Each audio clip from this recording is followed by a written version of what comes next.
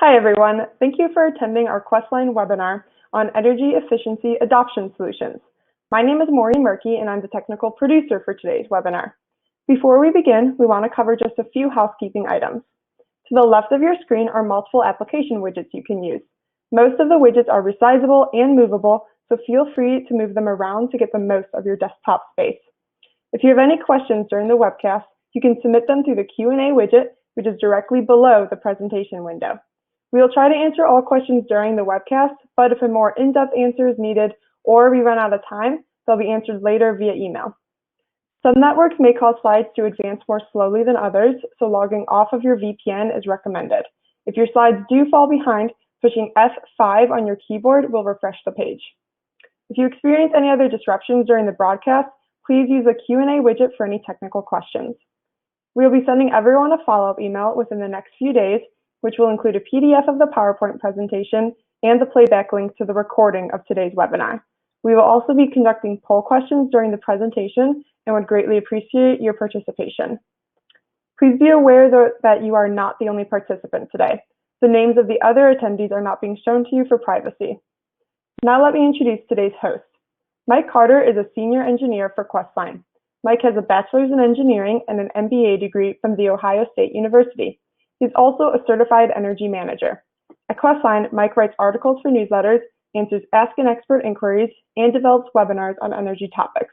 And now I'll go ahead and turn it over to Mike, who will introduce our guests and get things started for us today.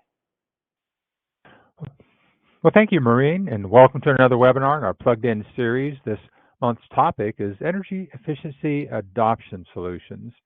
And as shown in our agenda, we'll discuss why we want customers to adopt an energy efficient lifestyle, the reasons customers are slow to adopt energy efficiency, in many ways energy efficiency can be promoted, the differences between commercial and industrial and residential energy efficiency communications, and how to overcome customer inertia. Now, in between, you'll have a chance to answer some insightful poll questions. We're going to share the results with everyone, so be sure to participate. Before we begin, though, let me introduce our three speakers.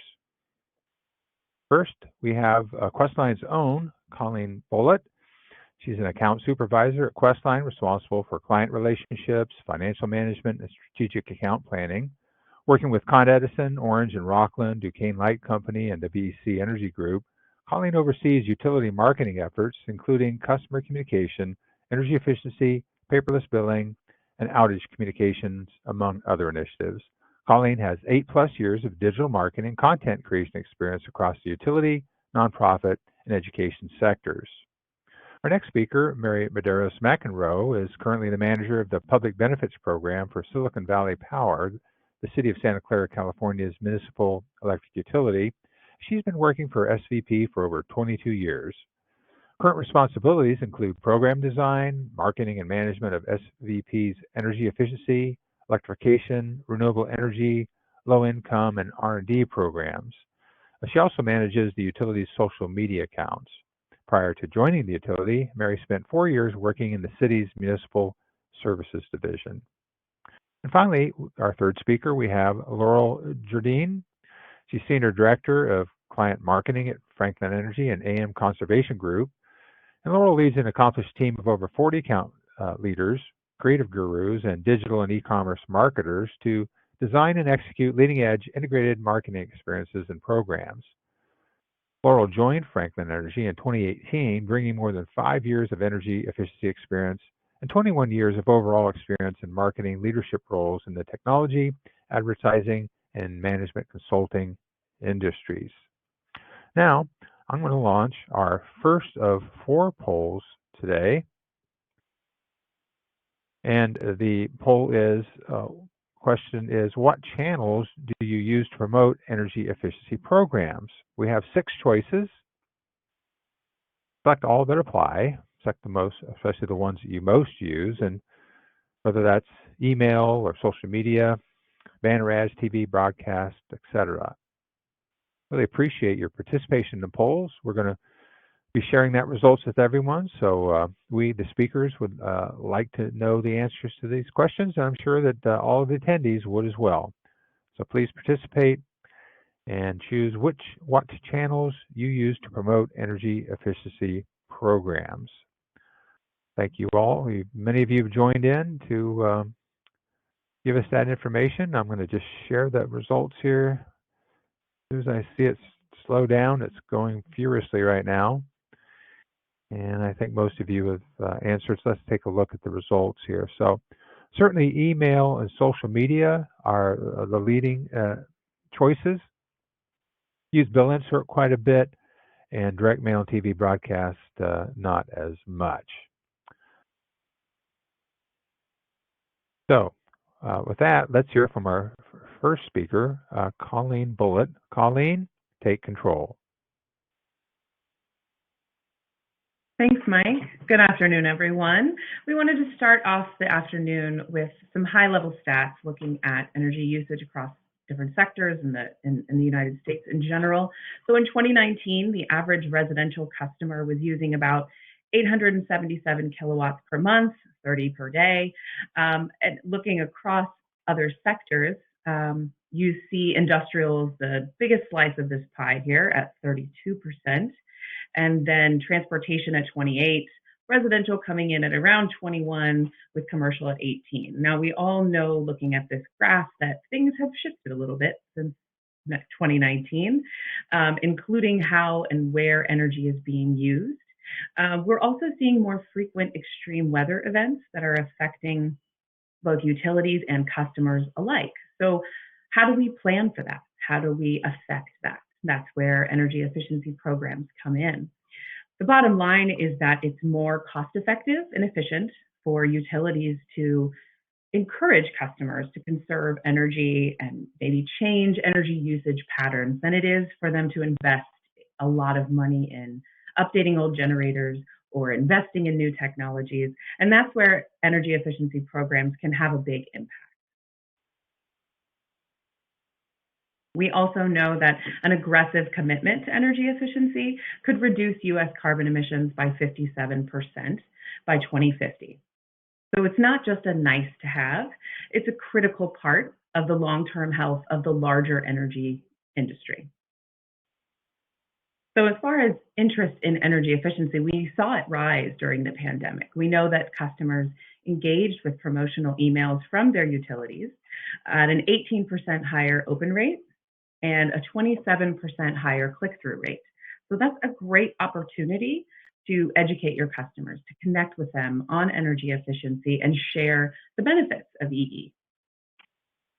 The benefits really range from environmental, right? We know that it lowers greenhouse gas emissions. That's a benefit to everybody. But there's also economic benefits for individual utility bills. It can lower your bills. It can create jobs in your community and address energy equity. So the benefits to customers are really both tangible and aspirational. As far as the driving force, we see customers respond to environmental concerns. 44% say that environmental concerns drive their investment in energy efficiency. Another 47% say that the money they can save is the top indicator. And that makes sense, right? But it's also not the whole story. There's a large percentage of customers who are averse to adoption. Some of those reasons include the costs are too high. Some of these energy efficiency updates include large investments up front, whether it's a new water heater, a new HVAC system, a geothermal heat pump, right? Those are large investments up front, and sometimes the cost is just a little too high. Sometimes people are unsure about how these new technologies are really going to work. How are they going to perform? Are they really going to save me money?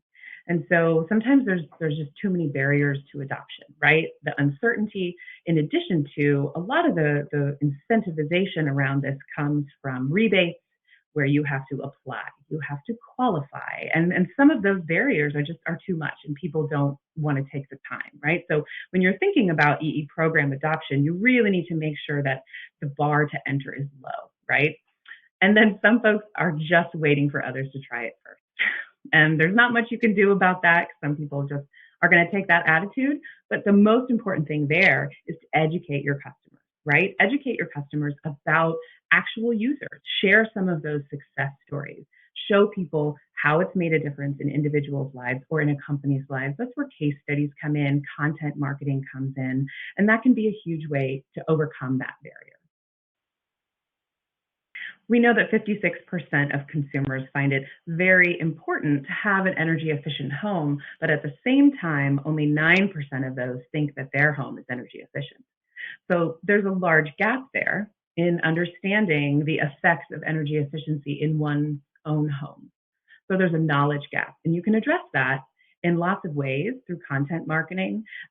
Programs around home energy assessments or audits can be very effective in helping people understand what it looks like in their home, and that it's not scary, it's not weird, it's not newfangled. It can be easily achieved through small ways to accomplish energy efficiency in your own home. So those programs can be really beneficial. And then there's lots of ways to promote EE adoption. Smart rate design is one of them, time of use rates, incentivizing EV drivers to charge at night. Those types of rate design can have a big impact on the bottom line. Home and business fixtures, whether it's LED bulbs, Energy Star appliances, making those easily available to all your customers is a big way to do that. And then encouraging small behavior changes through content marketing or other types of programs can be a big benefit as well.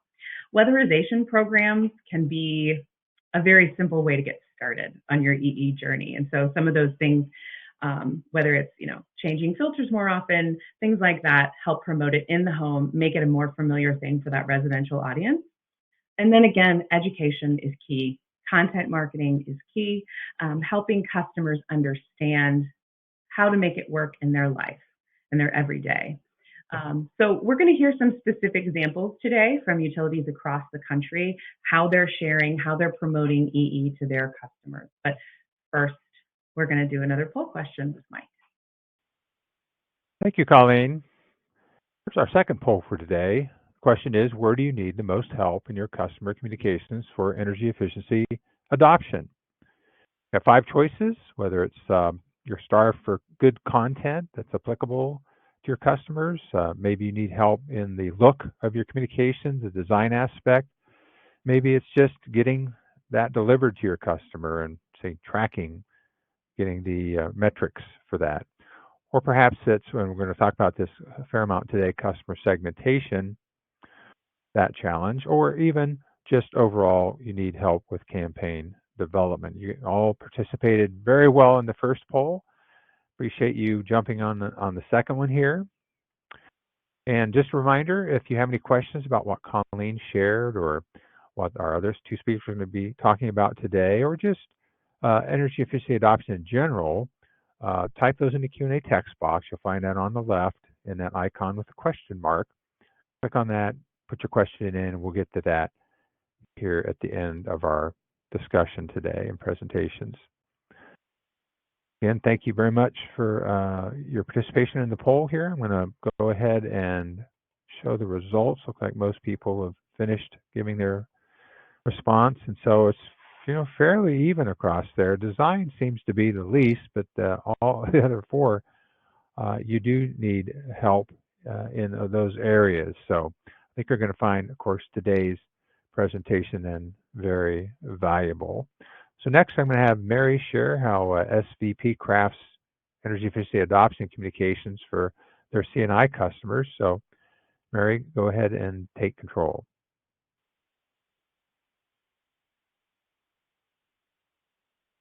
Great. Thank you, Mike. So as Mike mentioned, I work for a municipal electric utility. We're located in the city of Santa Clara, and we were established 125 years ago this year. So we just celebrated our birthday back in July. We have about a $450 million budget each year, and we're located about an hour south of San Francisco in a Mediterranean climate. And that's important because it impacts the types of energy efficiency programs that we offer to our customers. We don't have a real heavy HVAC load, which is where a lot of people may get their energy savings, and also on the heating side. So just a few quick facts about us to give you an idea of who we are, and our programs are a little bit different than others may offer. We have a little over 55,000 meters in just 19 square miles. So we're pretty dense suburban area. We have a peak demand that is actually, this was last year's peak. We're getting closer to 600 megawatts now, especially this year with the heat of the summer. But our system load factor is just over 80%, which is really high for a utility. And that's because of the customer makeup that we've got. And you can see here that residential customers make up just about 85% of our customers, but they're only about 6.5% of our energy usage. So we focus a lot on commercial and industrial customers here as far as our energy efficiency programs go, and that's why I'll be talking about that today. I do want to note that we list industrial customers defined by rate schedule, and so essentially any customer over 8,000 kilowatt hours a month is classified as industrial here. It's not really by end use. So just to make you aware of that if you're looking at our customers compared to your own. One other thing that's important to note, and the reason we have such a high load factor, is we've got a lot of data centers here in our service territory. We've got over 40 large data centers. That market has really grown since I started working in the utility in 1998. And we used to have a lot of really high tech companies that ran 3 shifts and fabs, and it has moved to data centers, but our load factor for our system has always been pretty high.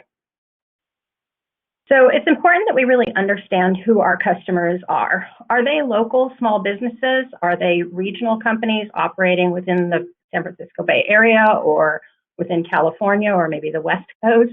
Or are they national companies, chains? That impacts where decision making happens. And so it's important to really understand that about our customers. We also need to understand what they do. What is their business? What are those business drivers? And really importantly, what are their pain points? Because sometimes those pain points, they don't see them as energy efficiency opportunities, but there might be energy efficiency technologies that can help to address those pain points, increase productivity and things like that. And then really important is understanding their funding cycles. Some small businesses might be able to fund things if the payback makes sense and they don't really have to plan for that in advance. Others may have a 3-year funding cycle. We want to know what quarter they start planning these things in order to bring it to their management so that we can try to help get the information that they need in time for them to present a good package. Are they competing for funds with other locations, other sites? For example, we've got a company that manufactures insulation and has a second plant that does the exact same thing in Kansas City, and they compete for funds. So we need to ensure that the payback or the return on investment in our service territory makes the most sense for them to be able to get those projects funded. And what are the metrics that they use for decision making? Is this a simple payback? Is it a return on investment? Is it something else? Are they comparing the projects to projects in other service territories or elsewhere in California?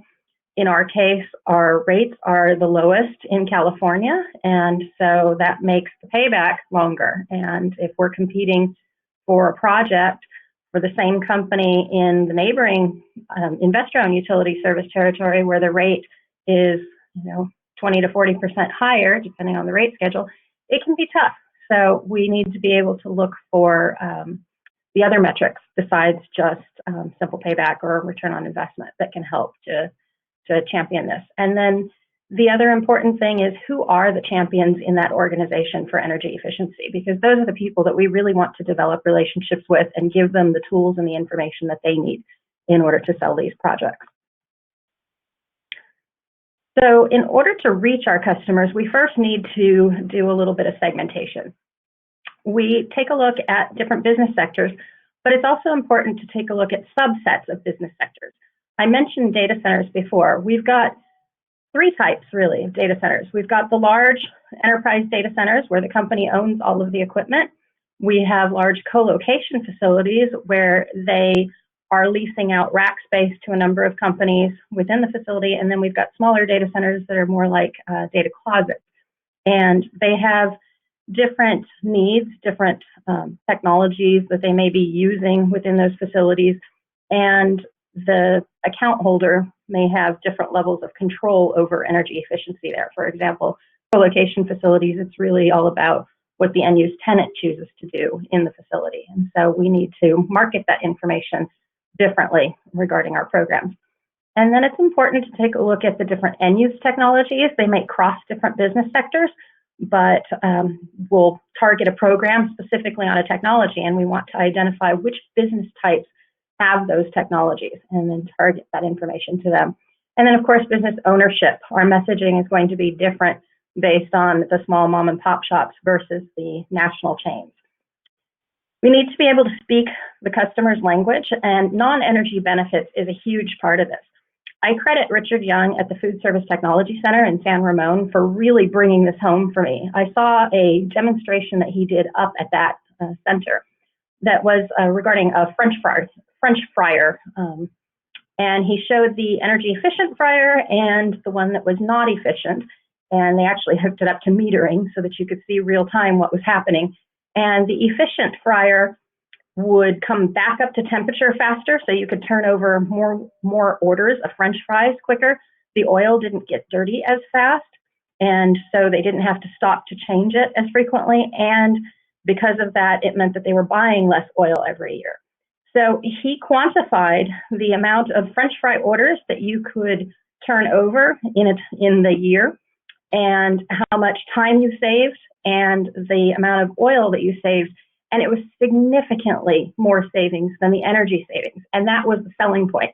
And so I've taken that and learned to really look for the non-energy benefits that may have a much larger savings. It's not just, the maintenance costs, but I think it's really important to make sure that we understand those non-energy benefits, and we're talking to our customers about all of the benefits, not just the reduction on the electric bill. And then we want to understand what our customers' goals are. Do they have carbon reduction goals or some sort of climate action plan that this is going to help to achieve? And can we then quantify the energy savings and show how this is going to help achieve those goals? And lastly, return on investment equivalent to increased product sales. And this sort of goes back to the idea of the French fry turnover. But the amount of money that you save on the energy efficiency compared to what it would cost you to produce one more widget or sell one more order of your product, and being able to show the customer that this is a much easier way to get to that goal than it may be to be able to increase production or product sales. Then we design targeted programs and promotions in order to be able to serve these different customer segments.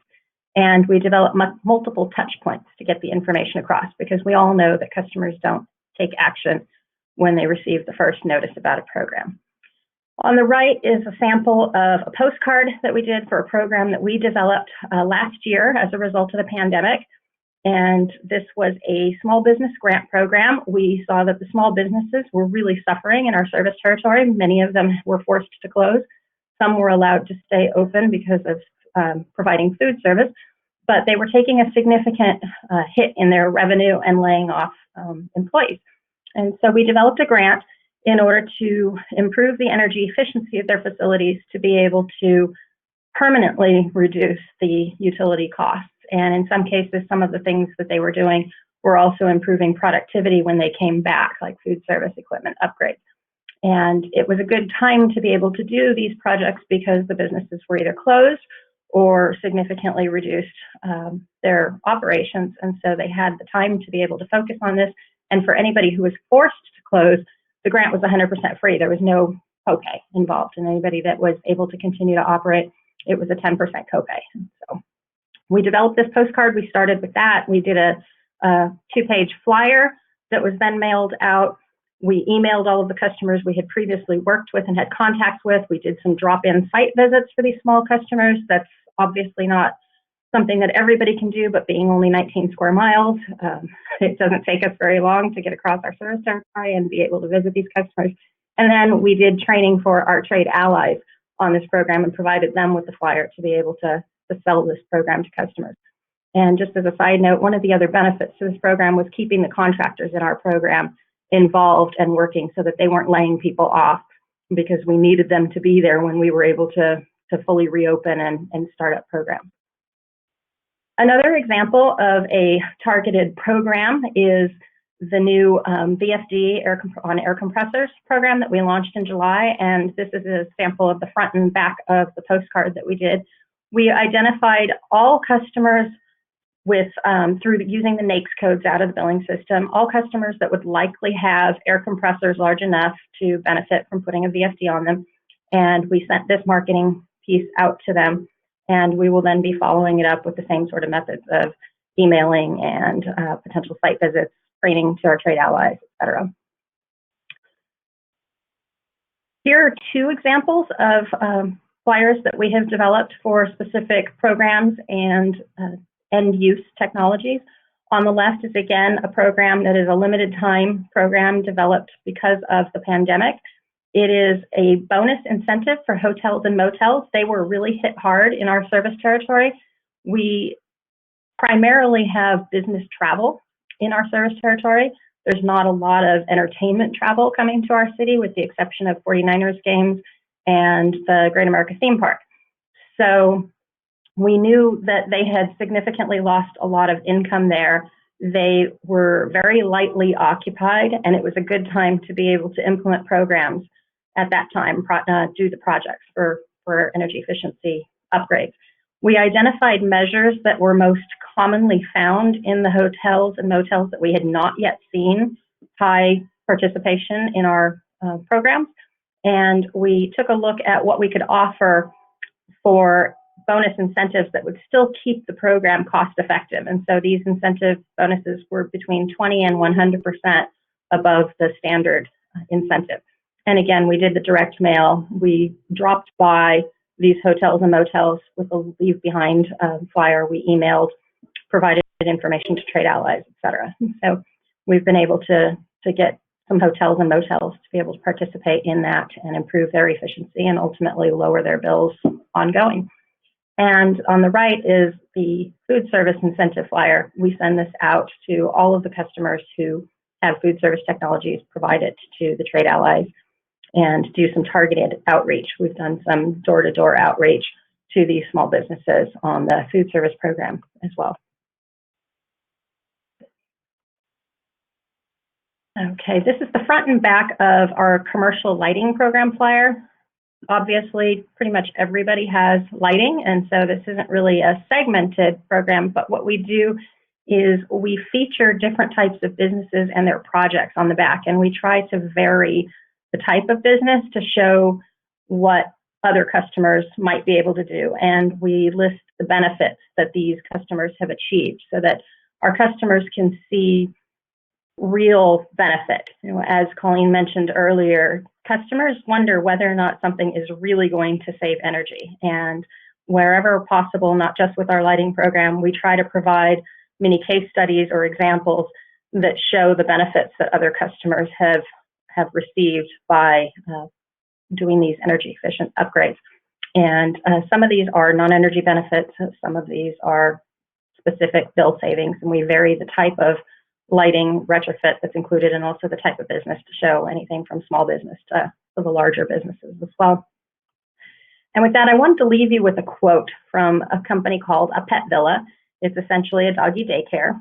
They did a lighting upgrade through our programs, and it reduced the electric bill by 22%, which is pretty significant.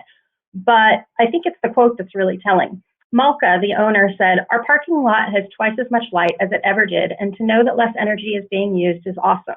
The motion sensor lights in all the rooms inside our facility are very nice, and I don't have to worry about lights being left on for no reason." If you notice, the first thing that she said was about twice as much light as it ever had. Her concern had been people walking up at night, leaving by themselves. It's dark. Now, granted, our city is relatively safe, but you're still concerned about the safety of your employees. And so what really, was her driver and sort of her pain point was the quantity of light. Reducing the bill was just an added bonus to her. And then the other thing was the convenience that the occupancy sensors added. She didn't have to walk through the facility and make sure that things were all turned off at the end of the day. She just knew it was going to happen. And so that non-energy benefit here, that was really the driver for her. And with that, I will go ahead and turn it back to Mike. Thank you, Mary, for sharing that helpful insight into C&I customer communications. This is our third poll question for today. The question is, what's the biggest barrier to customer segmentation for your energy utility? Mary emphasized the importance of customer segmentation And we have 5 choices here. Maybe you just are struggling with getting enough customers into specific segments for your email list in terms of the size. Maybe it's you're having trouble identifying just what segment your customer should be in. Maybe you don't have enough targeted, relevant content available that matches each of those segments you come up with. And of course, maybe too few internal resources. You just don't know where to start. So we have 5 choices for you today in this poll question. Thank you for jumping on that. Continue to send in your questions by clicking that icon on the left with the question mark. We'll get to those questions here just a little bit at the end of our presentation. And it looks like most people have finished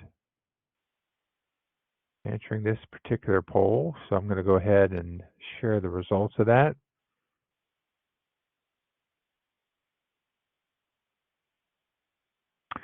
And we see that overwhelmingly, having too few internal resources leads the pack here, and may be difficult to put customers into segments.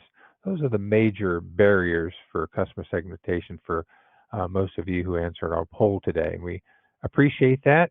So we're going to move on, and I'm going to ask Laurel to share some lessons learned from Franklin Energy's work with utility clients targeting residential customers. So Laurel, take control.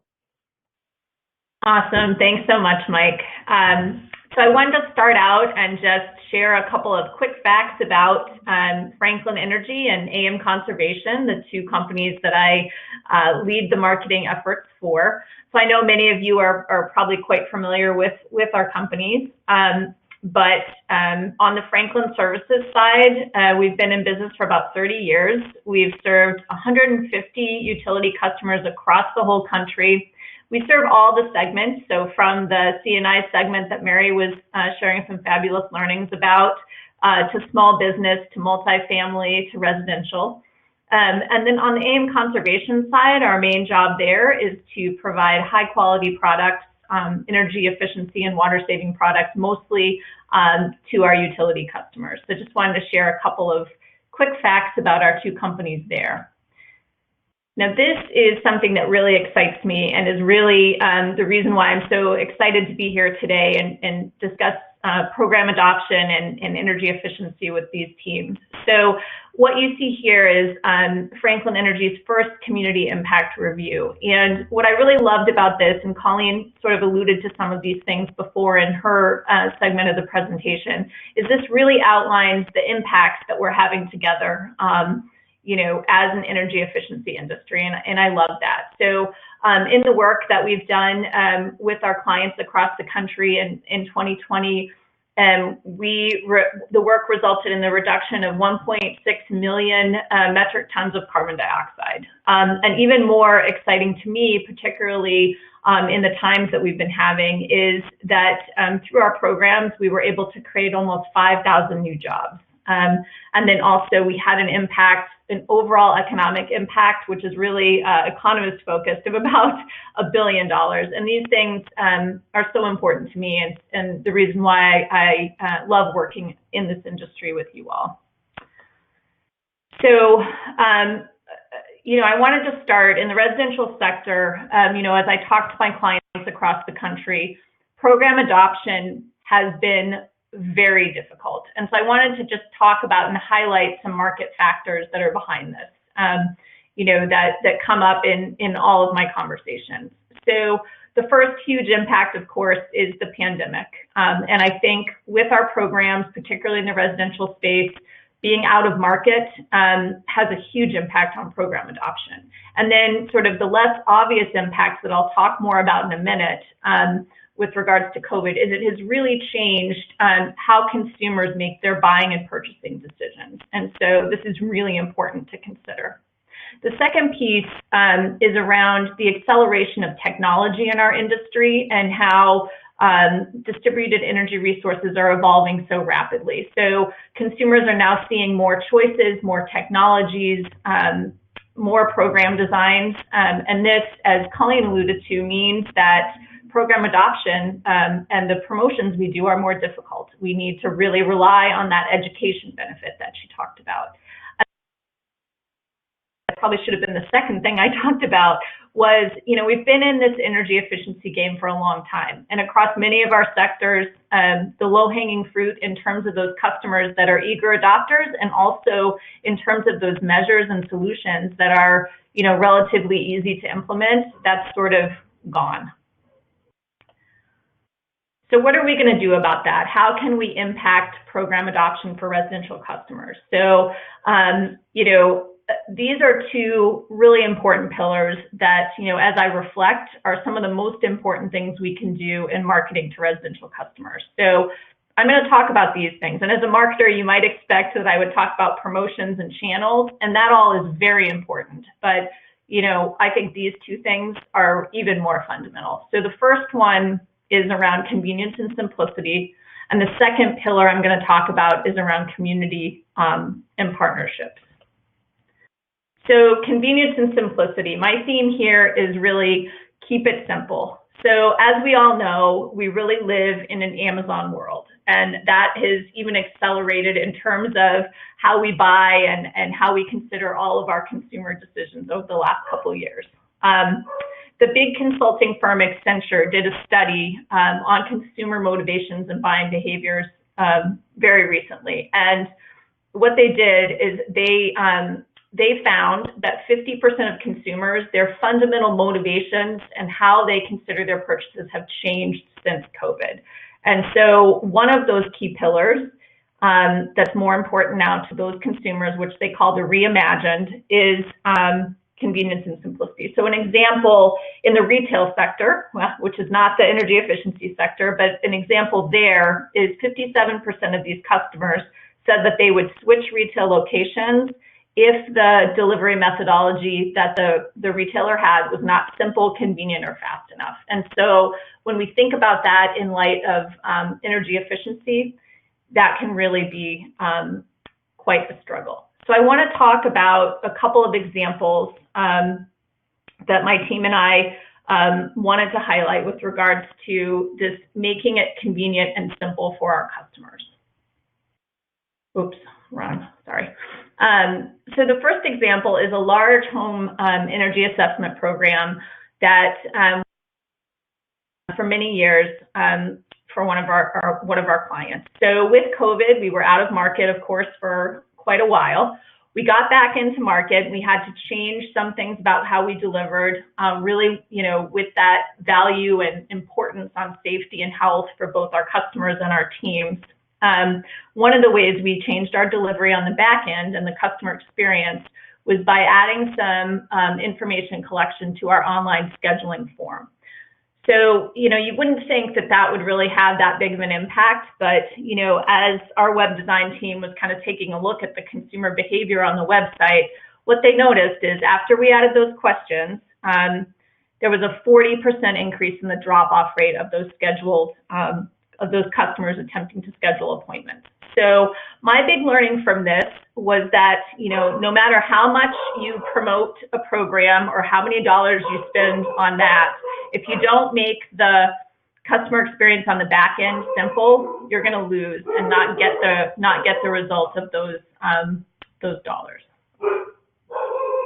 The next example that I want to talk about with regards to convenience and simplicity has to do with a weatherization program for low and moderate income consumers that we've been running for quite a few years. So one of the benefits of COVID, I think, has really been that we've been able to innovate with some of our program designs. So one of the commonly held beliefs as we implemented this program prior to COVID is that online applications for this particular program were not a priority, and that our teams really felt that the program allies and community-based organizations we worked with and the customers would not value that as an experience. But because of COVID, we were able to pilot this for this program online. And what we found is that by offering an online application experience for this program, that we were able to collect initially 30% of the applications online, and since we rolled that out, it's gone up to, I think, about 40%. And what that means in terms of simplified customer experience is that now those applications are getting processed faster, and we're able to really offer these services to these customers in a more streamlined fashion. So that's increasing the impact of the program as well as the program adoption. So my next pillar of the two is around community and partnerships. And my theme here is really around it takes a village. So this is another learning that we gained during COVID and some of the innovations we did as well. There as well. And really the main idea here is that it takes a village to go where the customers are. So the first example I have to share with you here is how we began to use new community channels to reach harder to reach customers where they are. So one of the examples that we implemented during COVID that we're continuing to use now and we will use into the future is we started to offer our services through food bank distribution networks. And that was really important during COVID for a number of reasons.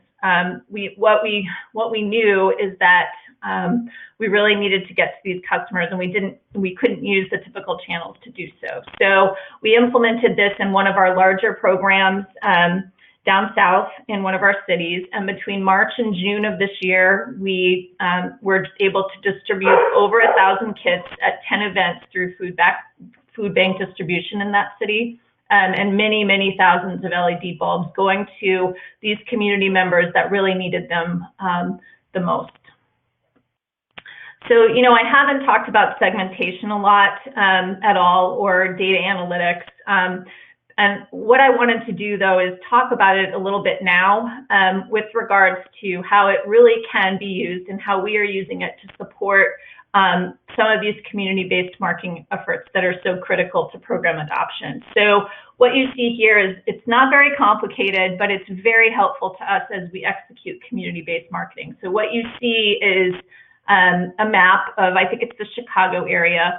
And then we have a couple of data sets layered together here that allow us to see really how and where we need to offer our services the most. So you see some shaded areas that tell us where our low and moderate income consumers are. And then on top of that, for this particular example, what you see is schools, which is one channel in this area that we're able to offer some of our services through. There's other data layers we can put on here as well, but wanted to highlight that as something really exciting that can help us increase program adoption. So then the last example that I wanted to give, I mentioned that this pillar was communities and partnerships. And so partnerships really have to do with, with some of the challenges in the market that I mentioned, finding new ways to deliver programs as teams to these customers. So one of the most difficult segments to drive adoption in and energy efficiency savings in seems to be the multifamily segment. So here's an example where Franklin Energy developed a partnership with a company called Energy Infrastructure Partners. And what we're doing is bringing a new approach that's typically used in called strategic energy management to this sector. And so what's important about this is that in the multifamily segment, what we find is that a lot of the easy measures are already gone. Those markets are saturated. So this approach allows us to really look more deeply. Some of the things that Mary was mentioning around operating benefits and things like that, this allows us to do that with these multifamily property owners. So I hope that was interesting. And Mike, I'll turn it right over to you. Thank you, Laurel. Those are great examples of effective approaches to residential customer communication. We're going to take your questions now, and let me take a look at what we have. So we've got several here. I'm going to stay on this customer segmentation topic, and the question is, how do you select which customer segments to target for customized programs or outreach campaigns? And maybe, Mary, I'll start with you. You kind of brought up that subject originally. How do you select which customer segments to target? Sure. For us, a lot of the segmentation we've been doing has really been on the commercial side because of the fact that they use the most energy, and so therefore they're going to be able to achieve the most savings towards our goals, and we do have state mandated goals for that. So we do kind of a higher level segmentation, looking at our customers based on some of the areas where we see the most consumption, because we know that there's the most potential there. But then the other part really is about underserved customers. We're looking for ways to identify those segments that are underserved. And so we take a look at who have been our participants in our programs, and then we start looking at what business segments might be missing, and then start to segment our customers that way as well. And we do that with our residential customers as well, looking at who's participating, and then start to identify what areas are missing and how can we segment those, find out what their needs are, learn more about those customers and develop programs that are going to be able to help those customers. That's one of the benefits actually of being a public power utility, is that we have the ability within, a framework to be able to design programs that are specific to meeting the needs of our specific community. And public power utilities, a lot of us are smaller utilities, and so we are very different based on, geographic differences and climate zone and the customers that live in our service territories. Okay, appreciate that. I'm going to send this question over to Laurel. Are there other digital tactics that have worked to drive adoption or participation for low and medium income customers or for weatherization programs? Yeah, so it's really interesting because the basic model that we have for many of our low and moderate income weatherization programs is really, like I was mentioning, a community-based model, and that's really the core of how we drive participation in those programs. So really partnering with community-based organizations that these customers already know and already trust is absolutely essential. So with that said, what's been really interesting over the last couple of years is we've had some really great success actually executing integrated marketing campaigns around those events. And so, for that weatherization program I was mentioning before, where we implemented the online applications, for the last little while, we've been doing drive-by events to drive program adoption for that program. But in addition to that, we've been doing integrated digital marketing around the target geographies. And so we've been using social media. And Mike, I think that appeared as sort of one of the big channels that folks on this call said they're using. And then also email marketing where we have that. So those are some of the things we've used all together to really drive program adoption for programs like that. Great. All right, thanks, Laurel. Colleen, here's a question. I think maybe you could start with you anyway. Roughly how many emails do you recommend for an energy efficiency promotion series? Are we talking about just 1 or 2 or 10 or what? It really depends on your goals for that campaign. I like to think of it in terms of a campaign. So you don't want to be sending out the same emails over and over again for a year. So if you are thinking about one energy efficiency program, you want to design a dynamic campaign. And then I would say in six months, you want to refresh that, right? So that your customers, those same customers that haven't joined yet, are seeing new content. That being said, there is no right number, but I think you just want to keep in mind that if your customers aren't responding to the campaign, then you want to refresh it and address maybe some of those barriers to adoption that we talked about earlier. Okay, thanks, Colleen. Mary, I know you mentioned this question is about online scheduling. You mentioned online scheduling for a large home energy assistance program. The question really is, what have you found overall in terms of the impact of online scheduling for residential programs and its impact on adoption? That's for Laurel. That's for me. That Laurel? Was for me. Oh, okay, for Laurel. Okay, sorry. Yeah, well, Mary, you can go ahead and answer if you want. Yeah, we're not doing that. You're not doing, yeah, I can't, yeah. So online scheduling, it's interesting because when I first joined Franklin about 3 years ago, or 4 years ago, that is when we really started putting that channel of scheduling in place at some of.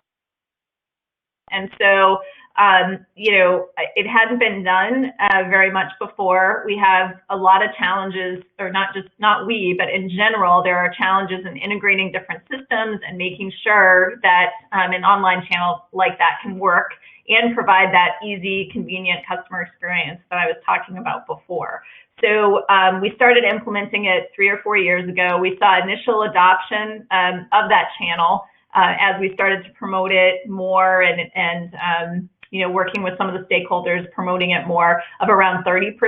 And now I think it varies widely by program type and geography, but now I think we see between 30 and 50% of our appointments based on the program, for different programs, coming in through that channel. So it's been a really great way to really impact the convenience and ease for our customers. And there's still a lot of work to do there. I think, when I said it's a struggle for us in the energy efficiency industry to offer that, we've got barriers still that we need to get over, or that we need to find proactive ways to address so that we can be even more convenient. But it's been a great channel for our programs and for our customers.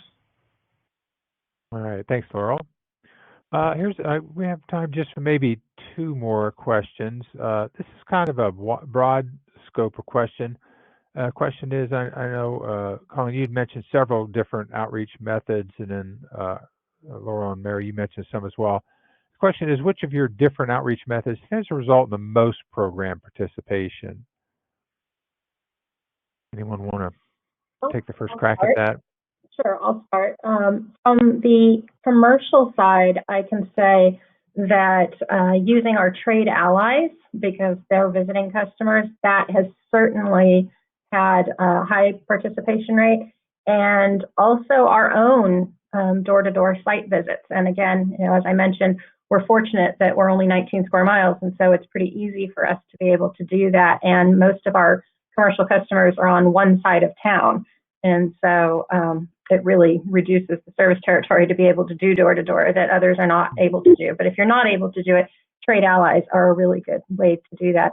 Surprisingly, on our residential side, and I never would have expected this, but bill inserts are still getting a lot of response rate. And that surprised me because I figured a lot of people don't bother to take a look at those. But I learned last year when I launched a Energy Star room air cleaner rebate program on July 1st. I did a bill insert that started running August 1st. We had fires in our area just about 10 miles from our service territory. The air quality was terrible.